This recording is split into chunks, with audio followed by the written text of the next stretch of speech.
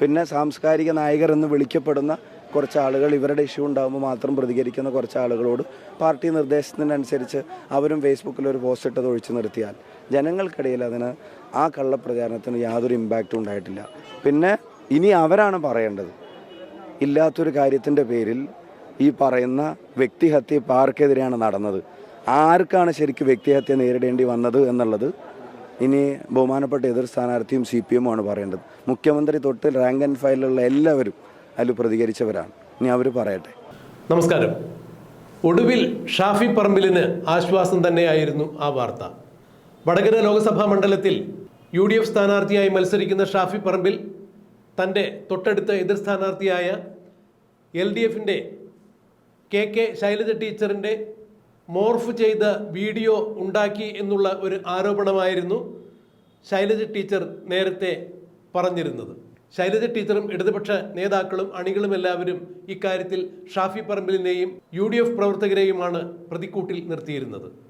Shafi പറമ്പിലിൻ്റെ FB പേജിലാണ് ഇത്തരത്തിൽ ഒരു അശ്ലീല ചിത്രം വീഡിയോ പ്രചരിക്കുന്നത് എന്നാണ് ശൈലജ ടീച്ചർ പറഞ്ഞിരുന്നത്. അന്നേ തന്നെ UDFിൻ്റെ പ്രവർത്തകരും ഷാഫി പറമ്പിൽ MLAയും രാഹുൽ മാങ്കൂട്ടത്തിലും പ്രതിപക്ഷ നേതാവ് VD സതീശനും രമേശ് ചെന്നിത്തലയും അടക്കമുള്ള എല്ലാ നേതാക്കളും പ്രവർത്തകരും ആ ഒരു ആക്ഷേപത്തെ അന്നേ തന്നെ പുച്ഛിച്ച് തള്ളിയിരുന്നു. ഇതിൽ കോൺഗ്രസിന് യാതൊരു തരത്തിലും പങ്കില്ല, ഇങ്ങനെ ഒരു വീഡിയോ ഞങ്ങൾ ആരും കണ്ടിട്ടില്ല. എന്നാൽ ഈ വിഷയം വിവാദമായതോടുകൂടി ഇതിൻ്റെ ഉറവിടം തേടി ചിലരെല്ലാം പോവുകയുണ്ടായി. അങ്ങനെ ഒരു വീഡിയോ ഉണ്ടെങ്കിൽ ശൈലജ ടീച്ചർ അത് എന്തുകൊണ്ട് തെരഞ്ഞെടുപ്പ് കമ്മീഷന് കൊടുത്തില്ല? ടീച്ചർ ഇങ്ങനെയൊരു അശ്ലീല ചിത്രമുണ്ടാക്കി തന്നെ അവഹേളിക്കാൻ വേണ്ടി UDFും ഷാഫി പറമ്പിൽ ശ്രമിക്കുന്നു എന്ന് പരാതിപ്പെട്ടപ്പോൾ ആ പരാതിക്കൊപ്പം എന്തുകൊണ്ടാണ് തെളിവായി ആ ചിത്രം കാണിക്കാതിരുന്നത്, ആ വീഡിയോ കൊടുക്കാതിരുന്നത്? എന്തുകൊണ്ടാണ് മുഖ്യമന്ത്രിക്ക് പരാതി കൊടുത്തപ്പോൾ തെളിവായി ആ വീഡിയോ കൊടുക്കാതിരുന്നത്? ഇങ്ങനെയുള്ള ചോദ്യങ്ങൾ നാലുപാട് നിന്ന് വരികയും ഇതിൻ്റെ ഉറവിടം എവിടെയാണ് എന്ന് കണ്ടെത്തുവാൻ വേണ്ടി സാമൂഹ്യ മാധ്യമങ്ങളിലടക്കം സജീവ ചർച്ചയായി മാറുകയും ചെയ്തു കഴിഞ്ഞപ്പോൾ ഒടുവിൽ ശൈലജ ടീച്ചർ തന്നെ സമ്മതിച്ചിരിക്കുന്നു. ഞാൻ അത്തരത്തിൽ ഒരു അശ്ലീല വീഡിയോ ഉണ്ട് എന്നല്ല പറഞ്ഞത്, ഒരു ചിത്രം ഉണ്ട് എന്നാണ് പറഞ്ഞത്. എന്നാൽ ശൈലജ ടീച്ചർ നേരത്തെ പറഞ്ഞത് ഇത് ഷാഫി പറമ്പിലിൻ്റെ FB പേജിലാണ് പോസ്റ്റ് ചെയ്തിരുന്നത് എന്നുള്ളതാണ്. ഇതിന് കൃത്യമായ മറുപടിയാണ് ഷാഫി പറമ്പിൽ കൊടുത്തത്. നിങ്ങൾ എൻ്റെ നാളിതുവരെയുള്ള എല്ലാ FB പേജുകളും എടുക്കുക, അതിൽ ടീച്ചർ പറയുന്ന തരത്തിൽ ഏതെങ്കിലും തരത്തിലുള്ള ഒരു വീഡിയോ ഉണ്ട് എന്നുണ്ടെങ്കിൽ തെളിയിക്കുകയാണെങ്കിൽ നിങ്ങൾ പറയുന്ന പ്രായശ്ചിത്തം ഞാൻ ചെയ്യാം. ഇത് കളി മാറുന്നു എന്ന് മനസ്സിലാക്കിയ ശൈലജ ടീച്ചർ ഇപ്പോൾ വാക്ക് മാറ്റി പറഞ്ഞിരിക്കുന്നു. ഞാൻ അങ്ങനെയല്ല പറഞ്ഞത്, വീഡിയോ ഉണ്ട് എന്നല്ല പറഞ്ഞത്, ഒരു ചിത്രമാണ് എന്നാണ് പറഞ്ഞത്. വടകരയിൽ UDF സ്ഥാനാർത്ഥിയോടെതിരേറ്റ് ശൈലജ ടീച്ചർ പരാജയപ്പെടും എന്നുള്ള ഒരു ബോധം ഉണ്ടായി കഴിഞ്ഞപ്പോൾ പരാജയ ഭീതിയിൽ നിന്നാണ് ഇത്തരം വാർത്തകൾ ഉടലെടുത്തത്. അഥവാ CPM സൈബർ സഖാക്കളുടെ കൂട്ടുപിടിച്ചുകൊണ്ട് തന്നെ ഇത്തരം ഒരു കള്ളപ്രചരണം മണ്ഡലത്തിൽ പ്രചരിപ്പിക്കുകയായിരുന്നു എന്നാണ് ഷാഫി പറമ്പിലും കോൺഗ്രസ് വക്താക്കളും പ്രകടിപ്പിച്ചിരുന്ന അഭിപ്രായം. എന്തായാലും ഷാഫി പറമ്പിൽ പറഞ്ഞു, ഇത് കേട്ടതിൽ ഇപ്പോൾ ആശ്വാസമായി. നേരത്തെ കോൺഗ്രസിനെ പോൺഗ്രസ് എന്നാണ് പറഞ്ഞത്. പോൺ വീഡിയോകൾ ഉണ്ടാക്കുന്ന പാർട്ടി എന്ന രീതിയിൽ സമൂഹ മധ്യത്തിൽ കോൺഗ്രസിനെ അത്രത്തോളം അവഹേളിച്ച് പോൺഗ്രസ് എന്നാണ് പറഞ്ഞിരുന്നത്. ഏതായാലും അത്തരം കാര്യങ്ങളിൽ ഞങ്ങൾക്ക് വലിയ വിഷമമുണ്ടായി. എന്നാൽ ഇപ്പോൾ സത്യം പുറത്തു വന്നിരിക്കുന്നു. ടീച്ചർ തന്നെ സമ്മതിച്ചിരിക്കുന്നു, അങ്ങനെ ഒരു വീഡിയോ ഇല്ല, ഞങ്ങളാരും അത് അറിഞ്ഞിട്ടുമില്ല. എന്തായാലും ജനങ്ങളെ അധിക നാളിങ്ങനെ കള്ളം പറഞ്ഞ് പറ്റിക്കാൻ സാധിക്കില്ല എന്ന് ഇവർ മനസ്സിലാക്കിയാൽ നല്ലതാണ് എന്നാണ് ഷാഫി പറമ്പിൽ ജനങ്ങളോട് സംസാരിച്ചത്. എന്താണ് ഇടതുപക്ഷക്കാർ ഇങ്ങനെ യാതൊരു വിധത്തിലുള്ള സദാചാര മര്യാദകളും കൂടാതെ സംസാരിക്കുന്നത്, പ്രതിപക്ഷ ബഹുമാനമില്ലാതെ സംസാരിക്കുന്നത്? പരാജയ ഭീതി ഉണ്ടായിക്കഴിഞ്ഞാൽ മനുഷ്യർ ഇങ്ങനെ സംസ്കാരശൂന്യരായി പെരുമാറുമോ? ഇല്ലാത്ത കാര്യങ്ങൾ മറ്റൊരാളുടെ മുകളിൽ കെട്ടിവെച്ചുകൊണ്ട് അവരെ സമൂഹ മധ്യത്തിൽ താറടിക്കുന്ന വിധത്തിൽ ഇങ്ങനെ പെരുമാറാമോ, കള്ളപ്രചരണങ്ങൾ നടത്താമോ എന്ന് തന്നെയാണ് ഷാഫി പറമ്പിൽ പറഞ്ഞത്. എന്തായാലും ശൈലജ ടീച്ചർ തന്നെ സമ്മതിച്ചുവല്ലോ, ഷാഫി പറമ്പിൽ അങ്ങനെ ഒരു വീഡിയോ ചെയ്തിട്ടില്ല, അങ്ങനെ ഒരു വീഡിയോ ഇല്ല എന്നുള്ളത്. വളരെ ആശ്വാസമായി. തൻ്റെ ജനങ്ങൾക്ക് മുമ്പിൽ താൻ തെറ്റുകാരനല്ല എന്ന് തെളിയിക്കപ്പെട്ടതിലുള്ള സന്തോഷവും ചാരിതാർത്ഥ്യവും ഉണ്ട് എന്ന് തന്നെയാണ് ഷാഫി പറമ്പിൽ ജനങ്ങളോട് സംസാരിക്കുമ്പോൾ പറഞ്ഞത്. ഒരു പ്രചരണ പരിപാടിയിൽ സംബന്ധിക്കുമ്പോൾ ഷാഫി പറമ്പിൽ ശൈലജ ടീച്ചറുടെ ഈ വീഡിയോവിനെ കുറിച്ചുള്ള പരാമർശത്തെക്കുറിച്ച് നടത്തിയ പ്രസംഗത്തിൻ്റെ പ്രസക്ത ഭാഗങ്ങൾ നമുക്കൊന്ന് കേൾക്കാം. എൻ്റെ സ്വാഭാവികമായിട്ടൊരു സംശയം, നമ്മളാരും കണ്ടിട്ടില്ല അങ്ങനെ ഒരു വ്യാപകമായ ഒരു മോശപ്പെട്ട രീതിയിലുള്ള പ്രചരണം ആരും കണ്ടിട്ടില്ല. അതും ഉണ്ടാവാതിരിക്കട്ടെ. ഉണ്ടായിട്ടുണ്ടെങ്കിൽ അതിന് നടപടി എടുത്തോട്ടെ.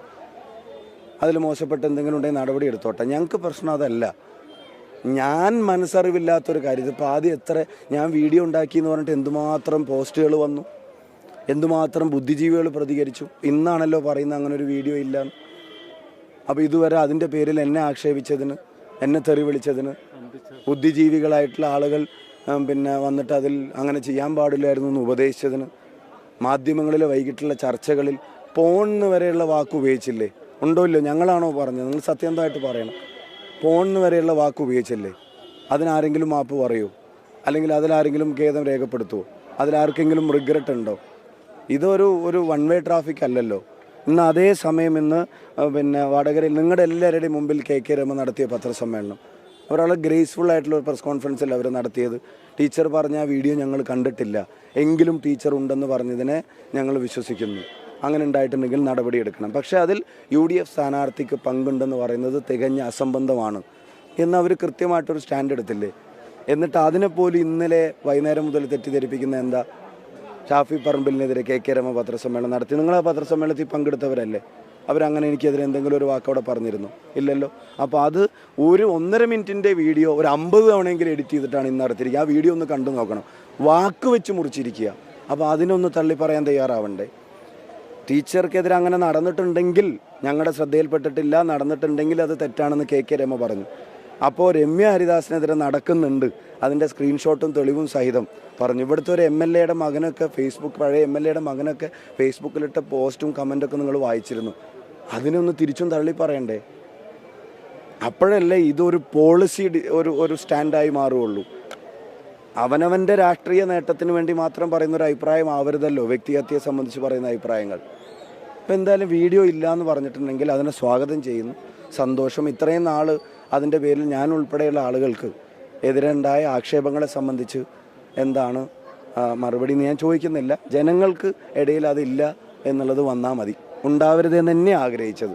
ഞാൻ കൺവിൻസ്ഡ് ആണ്. ഞാനത് ചെയ്തിട്ടില്ല എന്നും ഞാനത് ചെയ്യുന്നില്ല എന്നും ഞാനത് നാളെ ചെയ്യുകയില്ല എന്നുള്ളത് എന്നെ സംബന്ധിച്ചിടത്തോളം അതൊരു കൺവിക്ഷനാണ്. എനിക്കതിനകത്ത് ഒരു സംശയമില്ല. ഏത് രാഷ്ട്രീയ സാഹചര്യത്തിലും ഏത് തെരഞ്ഞെടുപ്പിലും അങ്ങനെ ഒരു ജയം ഞാൻ ആഗ്രഹിക്കുന്നില്ല, നാളെയാണെങ്കിലും ആഗ്രഹിക്കില്ല. അപ്പോൾ അതിൽ എൻ്റെ ഒരു കോൺഫിഡൻസ് അത് ജനവും, കാരണം കുറച്ചൊക്കെ കാലം ഞാൻ അവരുടെയൊന്നും അത്രയൊന്നും സീനിയോറിറ്റി ഒന്നും ഇല്ലെങ്കിലും 10-13 കൊല്ലം അസംബ്ലിയിലും 10-22 കൊല്ലം പൊതുപ്രവർത്തനം നടത്തുന്ന ഒരാളാണല്ലോ ഞാനും. കുറച്ചൊക്കെ ജനങ്ങളും വാച്ച് ചെയ്യുന്നുണ്ടാവില്ലേ എന്നുള്ളൊരു കോൺഫിഡൻസ് എനിക്കുണ്ടായിരുന്നു. പിന്നെ ഞാനതിൽ ആശങ്കപ്പെടാതിരിക്കാനുള്ള അടുത്ത കാരണം ഞാനിവിടെ പര്യടനത്തിലായിരുന്നു. അപ്പോൾ ഈ ജനങ്ങളുടെ റെസ്പോൺസ് നമുക്കറിയാലോ. നമുക്ക് എതിരായിട്ട് എന്തെങ്കിലും ഒരു വികാരം ജനങ്ങൾക്കിടയിലുണ്ടെങ്കിൽ അതാദ്യം നമുക്ക് മനസ്സിലാവും ജനങ്ങളിൽ നിന്ന്. എനിക്ക് ഈ പറഞ്ഞ ആരോപണം വന്നതിന് ശേഷം നവമാധ്യമങ്ങളിലും നിങ്ങളുടെയൊക്കെ യൂട്യൂബ് ചാനലിൻ്റെയൊക്കെ ലിങ്കിലും കമൻറ്റൊക്കെ ഞാൻ ഇടയ്ക്കിടന്നെടുത്ത് നോക്കിയപ്പോഴൊക്കെ നമ്മൾ ആ കാര്യത്തിൽ അങ്ങനെ ബോധപൂർവ്വം അത് ചെയ്തിട്ടുണ്ടാവുമെന്ന് വിശ്വസിക്കുന്ന ആളുകളല്ല അധികം ഉണ്ടായിരുന്നു. ഒരു എക്സ്ട്രീം ലെഫ്റ്റ് എന്ന് പറയപ്പെടുന്ന പ്രൊഫൈലുകളിൽ നിന്ന് ക്യാപ്സൂൾ കണക്കെ ഉണ്ടാക്കുന്ന ആക്ഷേപവും തെറിവിളിയും നോക്കി നിർത്തിയാൽ, പിന്നെ സാംസ്കാരിക നായകർ എന്ന് വിളിക്കപ്പെടുന്ന കുറച്ച് ആളുകൾ, ഇവരുടെ ഇഷ്യൂ ഉണ്ടാകുമ്പോൾ മാത്രം പ്രതികരിക്കുന്ന കുറച്ച് ആളുകളോട് പാർട്ടി നിർദ്ദേശത്തിനനുസരിച്ച് അവരും ഫേസ്ബുക്കിൽ ഒരു പോസ്റ്റ് ഇട്ടത് ഒഴിച്ചു നിർത്തിയാൽ ജനങ്ങൾക്കിടയിൽ അതിന് ആ കള്ളപ്രചാരണത്തിന് യാതൊരു ഇമ്പാക്റ്റും ഉണ്ടായിട്ടില്ല. പിന്നെ ഇനി അവരാണ് പറയേണ്ടത്.